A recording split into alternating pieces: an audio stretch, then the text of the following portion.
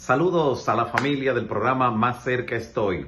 Es un gozo poder compartir con ustedes en este martes 1 de diciembre del año 2020. Hoy iniciamos una serie de estudios sumamente importante. Hoy queremos estudiar el capítulo 2 del libro del Génesis en el versículo 25. Una declaración interesante que nos dice la Biblia allí. Cuando abrimos nuestras Biblias nos dice Génesis capítulo 2 en el versículo 25, y estaban ambos desnudos, hablando sobre Adán y Eva, nuestros primeros padres, y estaban ambos desnudos, Adán y Eva, su mujer, y no se avergonzaban. ¿A qué se está refiriendo esta expresión? ¿Qué es realmente lo que estaba diciendo? Bueno, también encontramos en Génesis capítulo 3, en el versículo 7, una expresión que tiende a aclararnos eso de que estaban ambos desnudos y no se avergonzaban. Génesis capítulo 3 en el versículo 7 dice: entonces, cuando ellos pecaron, cuando comieron del fruto del árbol del conocimiento del bien y del mal, entonces fueron abiertos los ojos de ambos y conocieron, se dieron cuenta en ese instante que estaban desnudos. Entonces cosieron hojas de higuera y se hicieron delantales.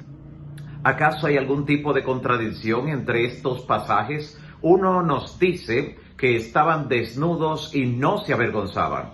El otro pasaje interesante nos dice que cuando comieron del fruto, allí conocieron de repente que estaban desnudos. ¿Qué fue lo que real y efectivamente ocurrió con ellos? Bueno, de acuerdo al relato bíblico, de acuerdo a lo que nos dice la inspiración, la inmaculada pareja allí en el Edén no llevaba vestiduras artificiales. Y en cuanto a eso, estaban desnudos en la primera expresión que se dice cuando no se avergonzaban, por no tener vestiduras artificiales como la conocemos hoy en día.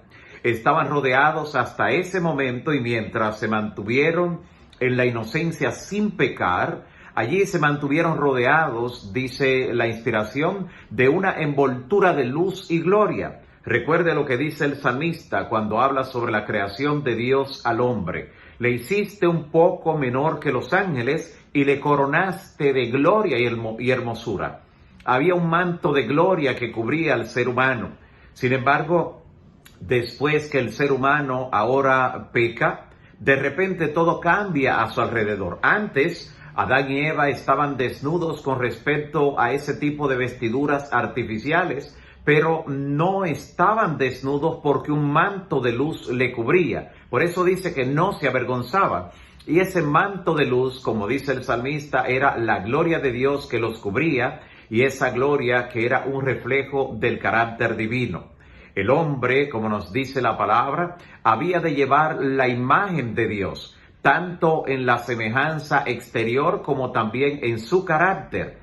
Y aunque únicamente Cristo es la imagen misma de la sustancia de Dios, como dice la palabra, la imagen del Padre, según nos dice Hebreos capítulo 1 en el versículo 3, el hombre fue creado a semejanza de Dios y su naturaleza estaba en armonía con la voluntad divina mientras obedeció al Creador.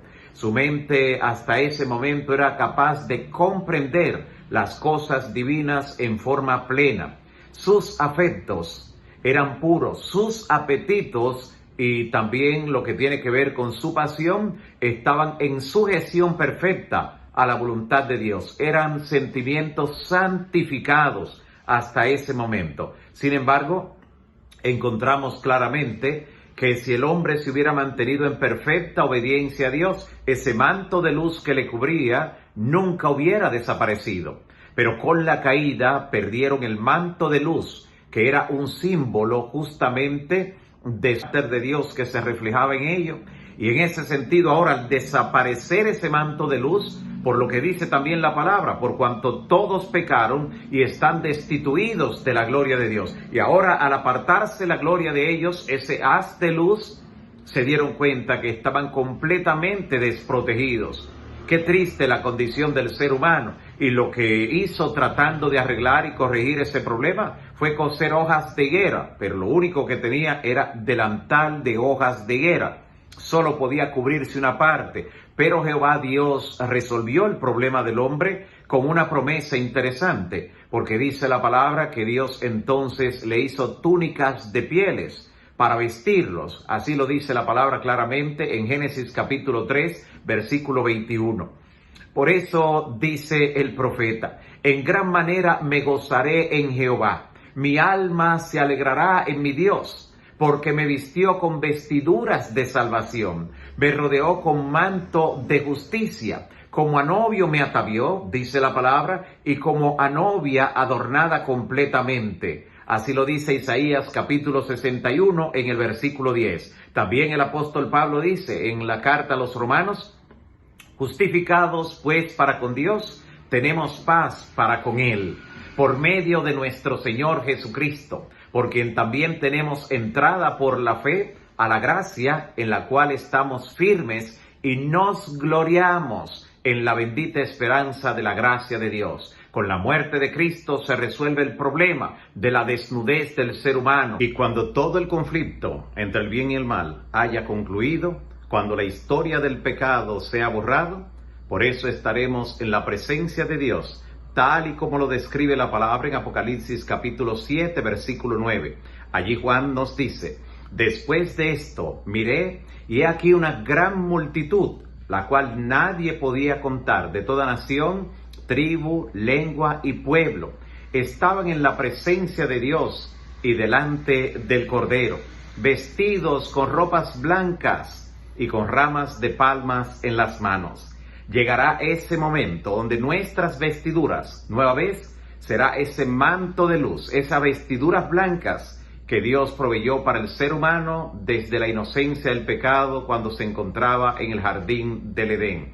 Dios nos ha dado la oportunidad maravillosa de darnos cuenta de que después de caer en el pecado necesitamos no solo ser perdonados, sino tener la cubierta, el manto de la justicia de Cristo Jesús. Que esa sea tu seguridad y tu esperanza en este momento. Dios te bendiga, mi amigo y hermano. Oremos al Señor para que ese manto de justicia te cubra y ante las acusaciones del enemigo de que eres un pecador, de que no hay para ti alternativa, de que no hay solución, puedas reprenderlo en el nombre de Cristo y por su sangre derramada en la cruz, y recordarle que hay un manto de justicia que te cubre, y que cuando el Padre te ve, no te mira a ti, mira la justicia perfecta de Cristo, su manto de justicia. Oremos al Señor.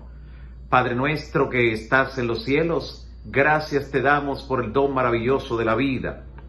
Gracias porque cada amigo y hermano puede tener la certeza de que no ha quedado en la condición que el pecado sumió a la humanidad, en desnudez, en vergüenza, que tú los rescataste, que no solo diste tu vida pagando el precio en la cruz del Calvario, sino que ahora provees un manto de justicia.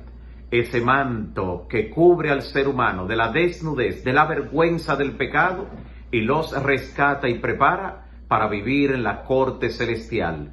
Gracias, Señor, por escucharnos, gracias por bendecirnos. En tus manos nos depositamos y te rogamos que nos permita mañana nueva vez juntos estudiar tu palabra. En el nombre de Jesús. Amén. Dios te bendiga.